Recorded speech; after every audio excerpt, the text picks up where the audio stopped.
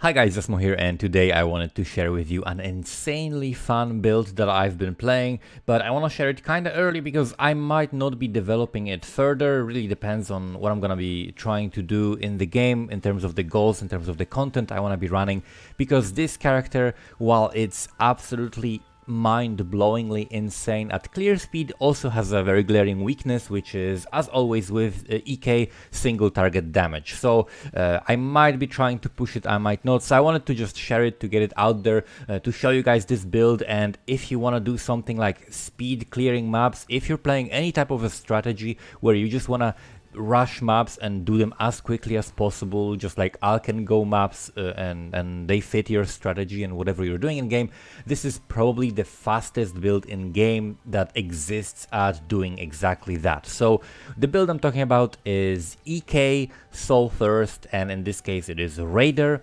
So I'm gonna explain briefly the idea of the build. We're using ethereal knives with the threshold jewel, which makes it shoot around our character and basically cover the entire screen, which is really good for the playstyle that is so insanely fast. Because if you wanted to like aim at individual monsters, if you're playing something that is like directional, it would be much harder than shooting something that literally covers the entire screen and hits everything around you, and you don't have to aim, you just press this button and everything on the screen dies.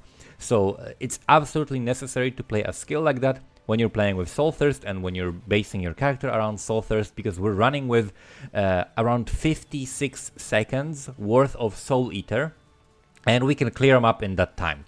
Basically, you can clear them up in 50 seconds, kill the boss at the end of it when you have full stacks, and just go next map, right? It's absolutely stupidly fast. We're also using Asenav's Gentle Touch gloves, which give us the explode, which increase the speed even faster.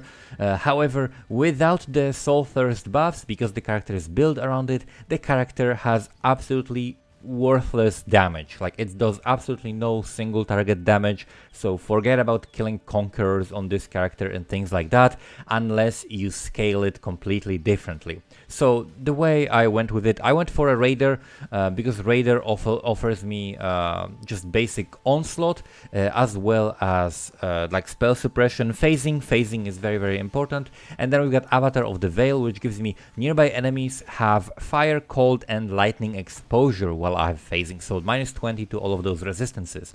And the idea was to go for triple elemental damage. So I wanted to go for converting some of it to cold, converting like roughly half of the physical, like 40% of the physical to cold through the cold mastery that we can pick up from the skill tree, then converting the remaining 60% of the physical to lightning through anomalous fist to lightning gem, which converts 60% fist to lightning. So that converts all of the damage. And then also using awakened added fire damage support, because it also gives you +1 to the level of supported fizz spells. That gives you like 45% of physical damage as extra fire. So we'll dealing damage with all three elements, and if we have them balanced well enough, we can also abuse the Trinity support. Trinity support is extremely powerful. It gives us more elemental damage, which scales all of the damage that we're doing with the elemental conversions. And it gives us also elemental penetration, which helps us hit like harder targets, right? So that's another multiplier to the damage. Trinity support is absolutely broken. If you can fit it into your build, it's absolutely worth it. It's a very strong support. So we're using that to convert the damage, and basically balancing the elemental damages. So we have elemental penetration, which affects all of the elements, and we have also the exposure for all elements. In order to further scale the damage, I decided to just go with Eternity Shroud, because I was already using Solstice Vigil for extending the duration of my flasks, and also it is extremely easy to get shaped Asenav's Gentle Touch gloves, because they're the only one unique for this base, so you just trash to treasure that and you can get them shaped no problem. So that's why I just made very basic shaped items. There is nothing really good here. Like shaped helmet, it has still life and resistances and some strength that I need. It's like very basic, right? This is like entry level gear. Like shaped weapon, it has increased cold damage and +1 to level of all Fizz, and Fizz as extra lightning, and that's it. And goes again 11% physical as extra random element, which helps us because no matter what element we're doing, it's good. It's like very, very basic gear, just shield that has like life, res, and 5% life recovery on block with like extra 8% physical damage as scales, like just very, very basic stuff that you can pick up for like 1x or make it yourself with a few essences and stuff like that. The cool thing about the rings is that they already, like we already want Shaper rings because they give us like life per and or mana per enemy hit by our spells, which is very, very good. So we definitely want that. As always with my characters recently, it is based around Soulthirst because Soulthirst is absolutely broken. It is like the most insanely broken item currently in the game when you consider the price per power ratio. So we're in this side of the tree. That's why I wanted to be a ranger, because we have like very, very compact tree that is located mostly in the bottom right, and we are able to use 2 cluster jewels that have flask duration with distilled perfection as well. We're picking passives that have like the natural remedies cluster that gives us flask duration, and we're anointing druidic rite. So with that, together with the solstice vigil, together with the well-rolled flasks that I have explained exactly how to roll these in one of my previous videos, you can basically get like 1 minute 20 seconds worth of flasks, something like that, which allows you to clear them up very easily because the solstice vigil also slows the effect of that, right? So that's very, very basic setup for this character. We're using some cool things to reduce the mana cost though. Like the mana cost is the important thing because we are reaching above 30 casts per second. That's right, we are casting EK more than 30 times per second. In order to be able to do that, we need to reduce the mana cost to zero basically. So I'm doing that through 2 ring crafts, right? So that gives me -8 and -7 because I have to have the attribute modifier here. So we're using the minus cost on the rings. We cannot use it on the amulet because we're using Solstice Vigil again. So that makes it a little bit tricky. I'm using the, where is it? There is Survival Instincts. There is Nadir mode, and there is also, where is it? There it is. Replica Conqueror's Efficiency, that gives me -9 to the total mana cost. Then we're using Watcher's Eye with up to -10 while affected by Clarity. And then we're using also a very clever setup with the Militant Faith. So you can grab a Militant Faith that has increased elemental damage per devotion and reduced mana cost of scales per devotion. So with the amount of devotion I have, which you can see here, that's 125, that is 12% reduced mana cost of skills. That is higher than you can get from any node on the tree. I think the highest is 10% reduced mana cost of skills, but this gives me 12% reduced mana cost of skills, and also Inner Conviction, which gives me 3% more spell damage per power charge, and of course also gives me the increased elemental damage. So that's 12 times 4, so that's like almost 50% increased elemental damage. And you gotta make sure that you divine it, and there are no other, like these nodes that appear here. Where are they? Like the powerful faith nodes. They're pretty cool, but you're not gonna be reaching 150 devotion here, so you gotta make sure that none of these notables are transformed, because you want the crit multi, you want the suppression, you want the survivalist, and you want the winter spirit as well as herbalism. Those are important, and because we're picking so many things here, we're getting a facton of devotion. Doesn't interfere with anything as long as it's divined properly, and we're getting a lot of reduced mana cost. So that's how we are getting around the mana cost and making it so that basically EK costs 0 mana and we can just absolutely blast. This character is like my favorite playstyle ever, like shield charging and like combining like attack speed and cast speed, because Onslaught gives you movement speed, attack speed, and cast speed, which scales this character perfectly, right?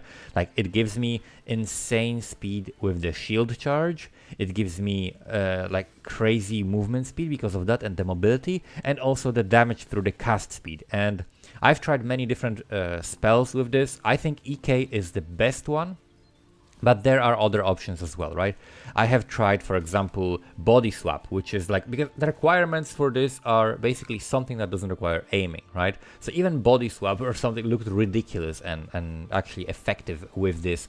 But you, of course, need some like base level of damage. But as long as you can kill the first few packs, just like kind of with a headhunter, you're gonna get absolutely insane power. You're gonna be getting like 10 times your damage. There are many different ways of abusing Soulthirst. Like I tried it with Inquisitor. Inquisitor has the added benefit of Zealotry, which gives you like 75% more cast speed multiplier, which multiplies the already insane increased cast speed that you're getting from Soulthirst. So if you can make Inquisitor build that will work with this, that will also give you AoE, so you want to definitely use a spell that benefits with AoE. You can shield charge at an insane speed, gain fanaticism every 4 seconds for 4 seconds, so basically you can keep up fanaticism almost permanently, and then you can have like, what is it, like if we're getting like 2,000 to 3,000 increased cast speed, you just multiply that by 75% and it's absolutely insane. Just be mindful that certain skills do not work with more cast speed multipliers. That would be, for example, brands. Their brand activation only scales with increases, not with more multipliers to cast speed.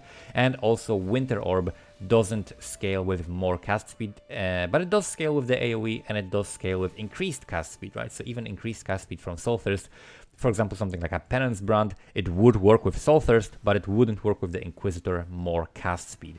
But that is just some absolutely crazy mechanics to abuse this league, and if this gets more popular, I'm pretty sure it's gonna get nerfed, because this is the level of abuse that is stronger than like Poison Sextants, and Poison Sextants were nerfed because they were cheap, low investment way of just cheesing your damage to a ridiculous degree, cheesing your clear speed to a ridiculous degree, and this is exactly that. You just craft a couple of cheap clusters, pick up these passives, craft some flasks, and you basically have like absolutely insane power where you like clear the map in like a matter of seconds.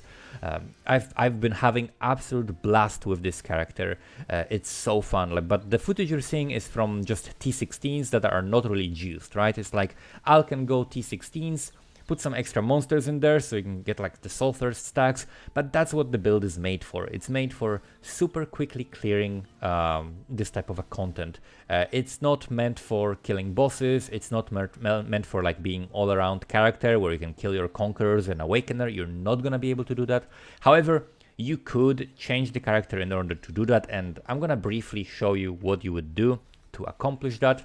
Also, if you wanted to scale your single target damage more, there are some tricks you can actually use in order to do that. So first of all, you can use extra chain and then also use tornado as well as hydrosphere. You could chain off of those multiple projectiles into the boss as well as scale the tornado, increasing the damage from it by just hitting a bunch of projectiles into the tornado, and then the tornado over time does that damage to the boss. You can, for example, set that up before the boss spawns. The tornado unfortunately has shitty AI, so it just flies away from the boss all of the time, but when the boss comes alive, then it goes toward him, but it might just be too far away, so be careful with the timing of that. So tornado increases the single target damage, Val Blade Vortex increases the single target damage, as well as also like hydrosphere and chain, then that can be possibly used as well to increase the single target damage. Those things, like, it can literally double your single target damage if you do it the right way, but that would require chain, so that would either require a ring, some kind of a different mechanic, or for example we can be playing Deadeye for that, so Deadeye possibly could work well. You can also chain off of terrain, so for some bosses it will be also very, very good, but for other bosses like Cyrus, there are no walls there, so that would not really increase that. But those are some of the tricks you can use to increase the single target damage. So basically, in the POB, here you can see that I would completely abandon this side of the tree, because we are here mainly for the natural remedies, and I would completely abandon the cluster jewels. I didn't change any gear on the character yet, so with the same amount of gear, just by changing some passives and swapping to a different Watcher's Eye, we can get to 2 million damage, and this is Shaper DPS, right? You could also add something like a Wither Totem, for example, which would increase the damage that we're doing. Let's see, how much would Wither Totem do that? If we add Wither, and okay, Withering Step, whatever, something with Wither, and we put 15 Withered stacks on the enemy. That's like 400,000 damage, right? Because we're doing a lot of chaos damage because of the chest. But we can also do the conversion differently. Like we could convert all of it to lightning, and then most of that lightning to cold, and then some of that to fire. Just do like the triple conversion. But at that point, we don't go Raider. At that point, we would go probably something like Trickster for Harness the Void, and Trickster would work pretty well. It also gives me attack speed and cast speed, so I would shield charge pretty quickly. But we would completely abandon the Soulthirst, get another amulet with like crit multi, stuff like that, and just change the passives a little bit. In terms of the passive skill trees that give you the most damage for this setup that I have right now, the large clusters that work very well are Sadist, because we are chilling, igniting, and shocking, right? So this is like 50% increased elemental damage, which is huge. Prismatic Heart, because it's also like resistances, which are kind of hard to fit when you're crafting like better shaped gear. And then projectile nodes, which can have, for example, aerodynamics for pierce, and that way you can have like triple pierce, and that would be enough, totally enough. And Eye to Eye, which is again 60% increased projectile damage against nearby enemies, and when you're doing single target, you just go closer to an enemy and you have massive damage multiplier. So that's what I would be doing. Also important important jewel to have is Nadir mode. With this setup that I'm playing, because I'm casting so insanely fast, I'm able to stay at 4 intensity with pinpoint, right? Because we're using pinpoint. Pinpoint is like perfect. Pinpoint is like a perfect support for this, because we don't care about losing some projectiles for single target, but you get more projectiles at the first shot, right? So the first shot has more projectile, you're clearing a bunch of stuff, and then you get 3 less projectiles, which is not very noticeable, but you get more damage per intensity level, and we pick up extra intensity from the passive skill tree. That's why we're heading toward here, and we are constantly at 4 intensity even with the Nadir mode, and the Nadir mode gives us 4 times 30, so that's like 120% increased critical strike chance and 25% increased spell damage. You can easily get them with good corruptions. So that's a very, very good and powerful jewel for this build as well. So that's basically how I would scale it. Just like skip the other cluster jewel, pick up more crit multi, just scale crit, because that's about the best thing you can do, and maybe swap to Trickster. I would expect with the right gear you can get like 5 million DPS, something like that. You could push for like 5 million DPS, which would allow you to do Cyrus and Conquerors. It would still feel painful compared to your clear speed, but it's definitely possible. But I might not be wanting to invest that, because the whole point of this character was to make something super fast. The next build I'm gonna be making is probably gonna be skeleton archers with explode inherited through the gloves and some crazy mechanics. I was thinking of making that when I saw the new gloves, and probably there are so many different options. I might make like 2 different summoner builds for that, but that's gonna be something for the next video. And thank you guys for watching. This has been the EK super clear speed Raider. A definitely fun character to play if you want to just clear speed and maximize clear speed and nothing else. You don't care about the single target damage. It's super fun to play. You just get absolutely insane speed, and who doesn't like that? Thank you guys for watching, and see you next time.